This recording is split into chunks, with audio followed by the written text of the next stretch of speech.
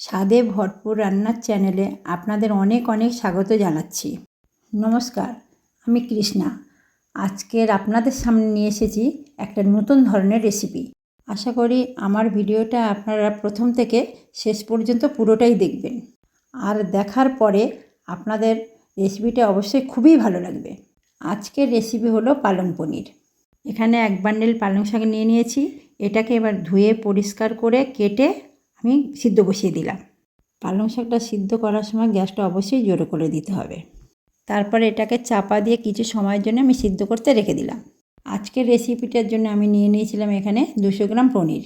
এর সঙ্গে নিয়েছিলাম ধনেপাতা কুচি, ক্যাপসিকাম কুচি, আদা কুচি, ভেজানো কাজু বাদাম, আর যে যেমন খাবে ঝাল সেই হিসাবে লঙ্কা।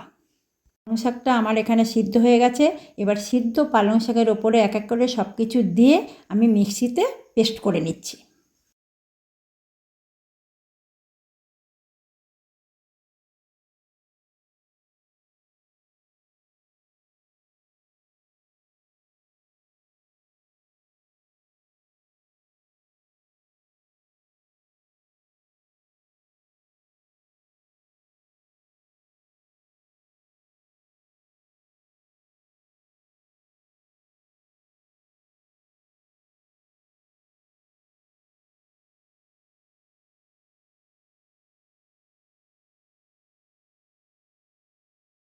আমার পেস্ট করা হয়ে গেছে। এবার আমি গ্যাসে কড়াই বসালাম। তারপর তেল দিয়ে তেলটা গরম হয়ে এলে পনিরগুলো হালকা ভেজে নিতে হবে।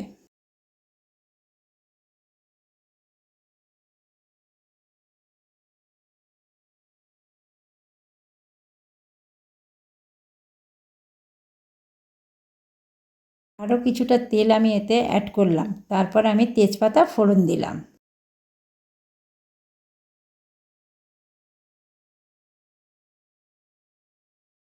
তেজপাতা ফোড়নের ওপরে মিশ্রণটা আমি ঢেলে দিলাম। তারপরে কিছুক্ষণ নাড়ার পরে স্বাদমতো চিনি, স্বাদমতো নুন, সামান্য হলুদ দিয়ে ক্রমাগত নাড়তে হবে যাতে না তলাটা ধরে যায়। আমার চ্যানেলে এটা আমার প্রথম রান্নার ভিডিও। আপনাদের ভালো লাগলে আপনাদের মতামত কমেন্ট করে জানাবেন। আর এই সুস্বাদু রেসিপিটা অবশ্যই বাড়িতে ট্রাই করতে ভুলবেন না।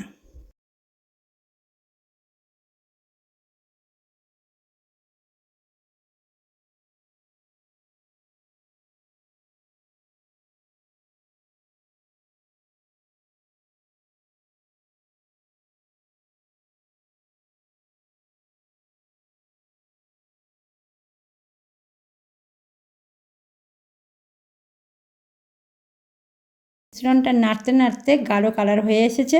এবার আমি তুলে দিলাম ভাজা পনিরগুলো। ভাজা পনিরগুলো দেওয়ার পরে কিছুক্ষণ নাড়তে হবে যতক্ষণ না তেল ছাড়ছে। তেল ছাড়ার পরে কিছুটা পরিমাণ বাটার অ্যাড করে দিতে হবে। বাটার দেওয়ার পরে কিছুক্ষণ নেড়ে চেড়ে আমার পালং পনির রেডি।